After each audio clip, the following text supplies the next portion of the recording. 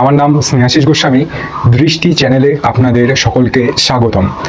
আমি আমার ইন্ট্রোডাকশন ভিডিওতে বলেছিলাম যে আমি চ্যানেলটা করার পিছনে অনেকগুলো কারণ রয়েছে।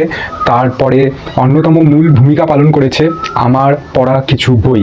আমি 2024-এর প্রথম জানুয়ারি থেকে নিজের প্রতি একটা চ্যালেঞ্জ নিয়েছিলাম যে আমি 2024-এ টোটাল 24টি বই কমপ্লিট করব। তার মধ্যে আমার বর্তমানে 11টি বই পড়া কমপ্লিট হয়। আর আমি 11টি বইয়ের মধ্যে আজ আপনাদের সঙ্গে 4টি বই শেয়ার করতে চাই, যেই 4টি বই পড়ে আমার খুব ভালো লেগেছে। তার মধ্যে প্রথমে আমি রাখব অনুজ ধরের লেখা নেতাজি ফিরেছিলেন।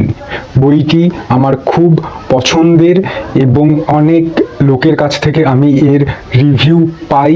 বইটা খুব ভালো লেগেছে তাদেরও, এবং তারা আমাকে পরামর্শ দেয় যে বইটি কেনার এবং পড়ে দেখার। আমি বইটি পড়ি, কমপ্লিট করি। বইটি আমার কাছে খুবই ভালো লেগেছে। বইটির মুদ্রিত মূল্য আছে 550 টাকা, কিন্তু আমি কলেজ স্ট্রিট থেকে আমার বন্ধুদের কাছে দিয়ে এটা আনিয়েছিলাম। এটা অনেকটাই কম দাম পড়েছিল। এটা মনে হয় পড়েছিল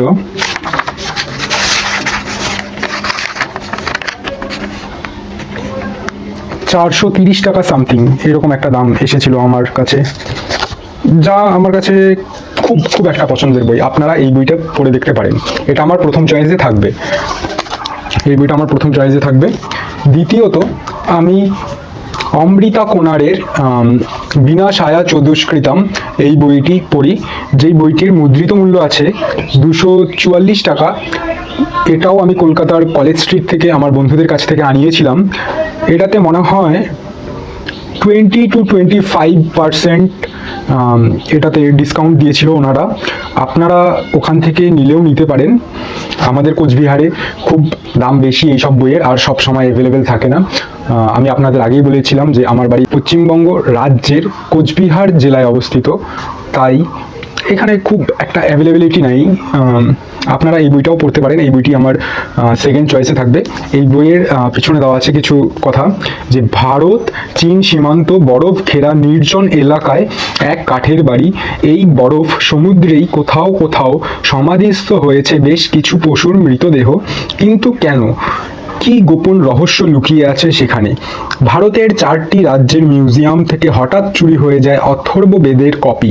অ্যান্টিক ভ্যালুর বিচারে সেইগুলোর মূল্য থাকলেও তা সামান্যই। তাহলে কেন এই অদ্ভুত চুরি? কে করেছে এসব? নালন্দা বিশ্ববিদ্যালয়ের অভ্যন্তরে চলেছে গভীর ষড়যন্ত্র। বেড়ে উঠেছে বিষ বৃক্ষ।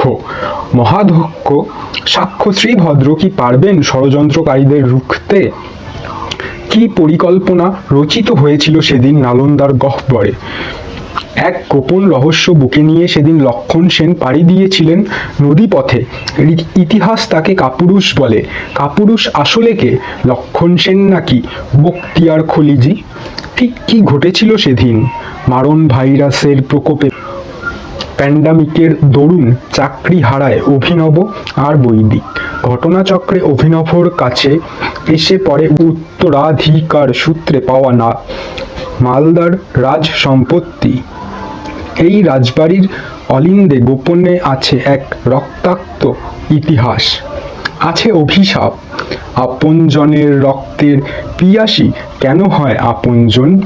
ইতিহাস, পুরাণ, প্রেম, বন্ধুত্ব, ষড়যন্ত্র, বহু প্রাচীন এক গোপন রহস্য।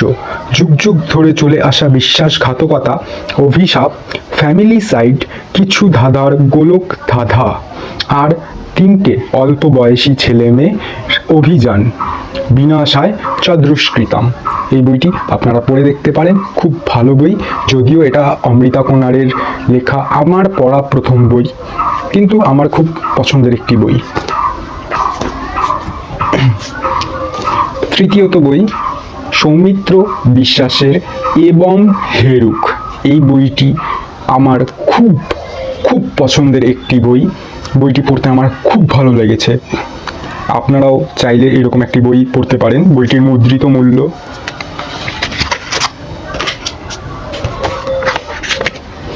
বইটির মুদ্রিত মূল্য 350 টাকা।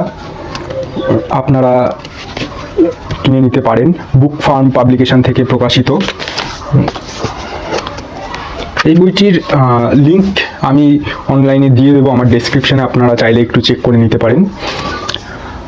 আত্মীয় স্বজনের সঙ্গে কালিম্পংয়ের বাড়িতে গিয়েছিল রিয়া।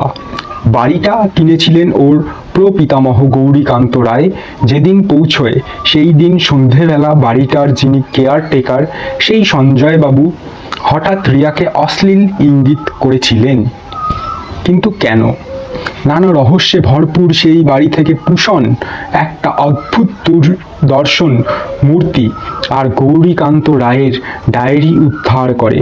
ডায়েরির পাতায় পাতায় এমন সব কথা লেখা আছে যা পড়লে গৌরীকান্ত রায়ের সম্বন্ধে বিরূপ ধারণা জন্মায়।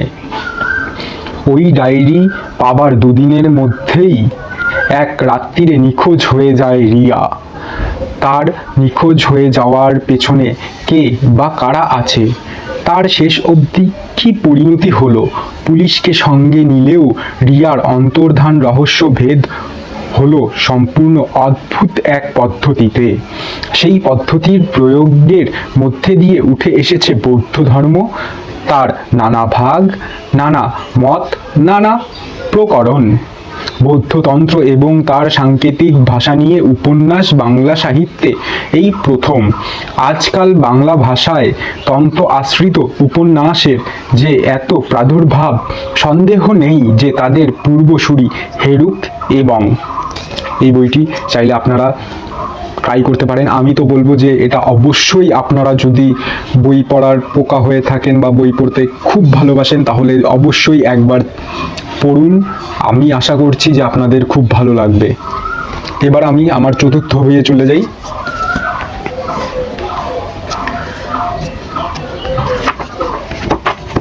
বিভা পাবলিকেশন থেকে প্রকাশিত বৈশালী দাশগুপ্ত নন্দীর লেখা জেগে আছে শয়তান।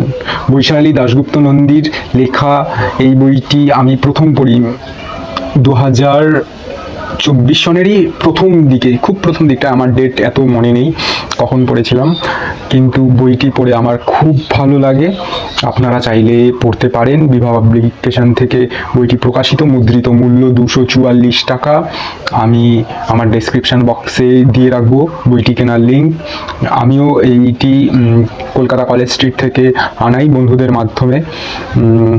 আর কি বলবো, বইটি বৈশালী দাশগুপ্ত নন্দীকে আমি অনেক শুনেছি, অনেক জেনেছি তার ব্যাপারে। উনি খুব ভালো লেখেন, উনি হরর সিরিজ খুব ভালো লেখেন। আমার পড়া ওনার এই প্রথম বই জেগে আছে শয়তান। এই বইটির আপনি যদি কভার পেজটা দেখেন তাহলেই দেখতে পারবেন যে একটা ক্রস চিহ্ন আর তার সঙ্গে লেখা স্যাটার্ন হ্যাজ চোজেন ইউ। এটা থেকে আপনারা বইটির সম্বন্ধে কিছু ধারণা মনের মধ্যে তৈরি করতে পারবেন। ফ্রন্টটা দেখুন, আপনারা দেখে বুঝতে পারবেন যে কতটা সুন্দর এর কাজ। আর একটা পেপারব্যাক বই হিসাবে খুব ভালো বইটি লেগেছে আমার। দেখতেও খুব সুন্দর, কম্প্যাক্ট একটা সাইজ, খুব একটা বেশি বড় নয়, খুব সুন্দর দেখতে।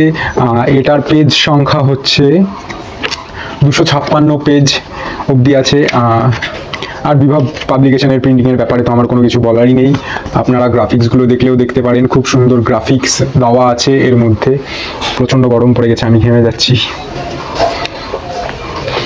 এই বইটির পিছনে দেওয়া আছে কিছু কথা যা সম্বন্ধে আপনারা পড়লে বইটির ব্যাপারে কিছু জানতে পারবেন। খ্রিস্টপূর্ব 10ম শতক ইসরায়েল কিং সলোমনের জাদু আধারে বন্দী হলো 73টি প্রেত। খ্রিস্টপূর্ব 5ম শতক ভারতবর্ষ ভৈরবগিরির গুহা গাত্রে উৎকীর্ণ হলো এক গুপ্ত মন্ত্র। গৌতম বুদ্ধের বিরোধী দলের এক লোকশিক্ষক তার শিষ্যকে দিয়ে লেখালেন এক রহস্যময় পুঁথি। সেই পুঁথি হাজার হাজার বছর ধরে গোপন থাকলেও আধুনিক পৃথিবীতে সহসাই প্রকাশিত হয় তার রহস্য। এই পুঁথির পিছনে উঠে পড়ে লাগে এক আন্তর্জাতিক সিক্রেট সোসাইটি। 21শ শতক দিল্লি, ভারতবর্ষ। এক অ্যান্টিক দোকানের সামনে পাওয়া যায় এক তরুণের প্রাণহীন দেহ। অন্যদিকে আমেরিকা যুক্তরাষ্ট্রে ঘটে চলেছে একটার পর একটা অকাল্ট মার্ডার। মৃতদেহের বুকের উপর ছুরি দিয়ে কেটে আঁকা পেন্টাগ্রাম, আর বেশিরভাগ মৃতদেহের হাতে দেখতে পাওয়া যাচ্ছে এক রহস্যজনক ট্যাটু, উল্টে ক্রস,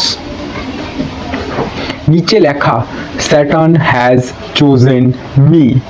অর্নিয়াস হোক বা মার, বিলজিবাব হোক বা রাক্ষস, খুল হোক বা গগর্ন, একটা জায়গায় এরা সবাই মিলে যায়।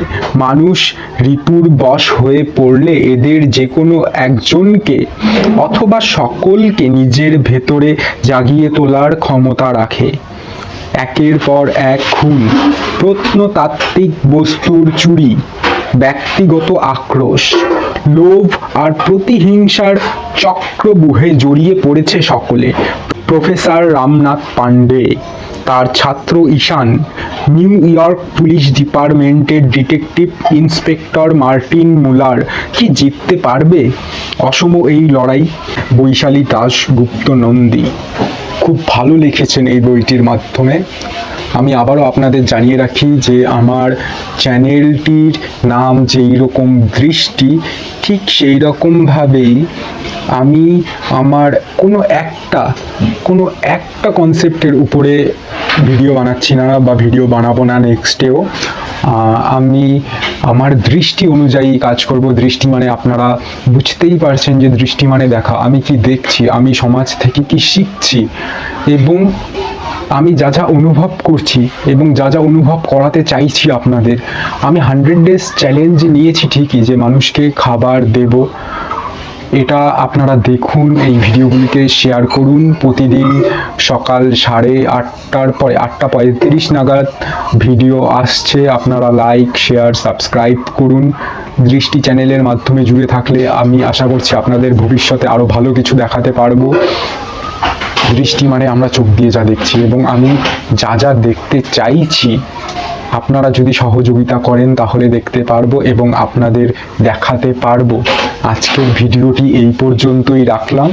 যদি ভালো লাগে অবশ্যই লাইক, শেয়ার, সাবস্ক্রাইব করে বেল আইকনটি টিপে আমাদের পাশে থাকবেন। আর নেক্সট ভিডিওতে কথা হচ্ছে আরও কয়েকটি স্পেশাল বই নিয়ে।